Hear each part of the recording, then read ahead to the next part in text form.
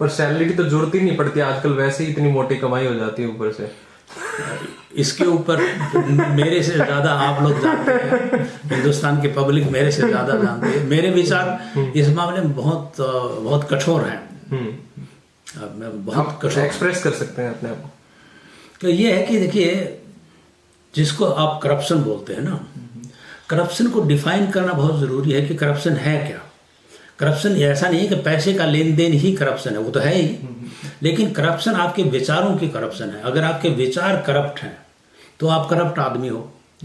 Suppose एक teacher है और उसका स्कूल 8 बजे लगता है और वो 8 बजे जाने के बजाय 8:10 पे जाता है, 5 मिनट पहले छोड़ देता है। क्लास में जितना पढ़ाना चाहता वो नहीं पढ़ाता है, उसको जानता है कि मैं जानबूझ के मेरी ड्यूटी पूरी नहीं कर रहा हूँ, तो वो करप्शन है।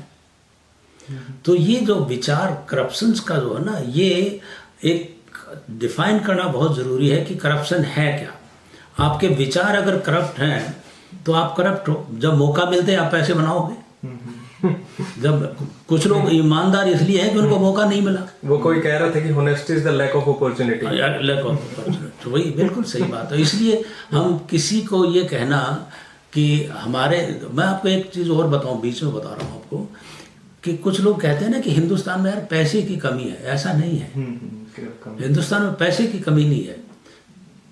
हाँ, हिंदुस्तान में पैसे को सही रूप से खर्च करने की कमी है। और उस खर्च करने में क्या है कि आजकल पूरा सिस्टम आपका डगमगा गया है। अब आप पैसे खर्च कर रहे हो।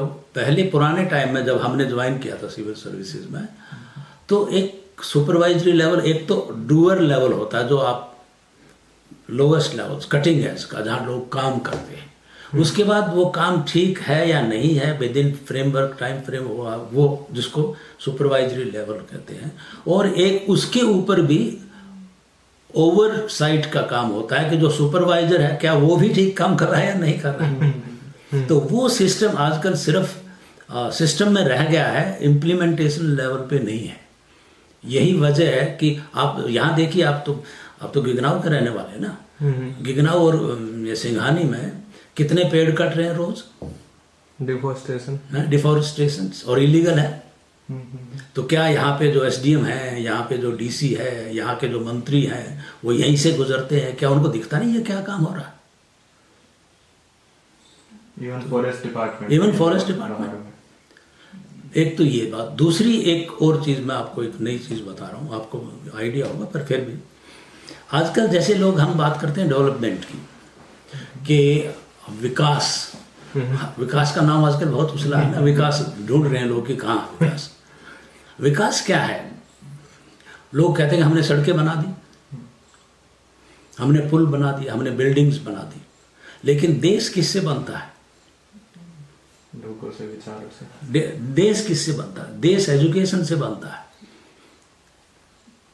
देश आपकी हेल्थ से बनता है। अगर देश के लोग बीमार रहते हैं, उनका देखने का कोई सही प्रबंध नहीं है, एजुकेशन आप ठीक नहीं दे रहे। नेल्सन मंडेला ने कहा ना कि अगर आप किसी देश को कमज़ोर करना चाहते हो तो उसकी शिक्षा प्रणाली को कमज़ोर करो, वो देश अपने आप कमज़ोर हो। विश्वगुरु कहने से नहीं बनता है। मतलब ये एक सिर्फ हिंदुस्तान ही एक ऐसा देश है जहाँ के लोग ये कहते हैं कि हम विश्वगुरु हैं। कोई भी देश, अमेरिका, जापान, स्विट्जरलैंड, किसी देश में सुना है कि वो कहते हैं कि हम विश्वगुरु हैं? आपको क्या जरूरत है कहने कि हम विश्वगुरु हैं? Something is facie. कोई चीज़ छुपाना चाह रहे हो। और जो कहते हैं कि हम विश्वगुरु हैं वो खुद पढ़े लिखे नहीं है। बहुत से लोग अपने सर्टिफिकेट छुपाए फिरते हैं और वो लोग विश्वगुरु करने की बात करते हैं। तो ये एक त्रासदी है। और मैं आपको एक चीज़ और, मतलब मैं जो क्या सोचता हूँ, मैं सोचता हूँ कि हम किसी एक पे उंगली उठाने के बजाय, मेरी उंगली अगर किसी पे उठती है तो इंडियन मिडिल क्लास पे उठती है। इंडियन मिडिल क्लास सोई हुई है। जो सुपर रिच हैं उनको दे डोंट केयर, उनका तो जो बिजनेस इज बिजनेस, उनका वो बात है। और जो बहुत गरीब हैं उनको रोटी रोजी से फुर्सत नहीं है बेचारों को। मिडिल क्लास है जो आज डरी हुई है या सोई हुई है। क्यों सोई हुई है, क्यों डरी हुई है, ये उनको खुद सोचना चाहिए। जब तक आपके अंदर चेतना नहीं आएगी, प्रोग्रेस नहीं हो सकती, डेवलपमेंट नहीं हो, विकास को ढूंढते ही रह जाएंगे।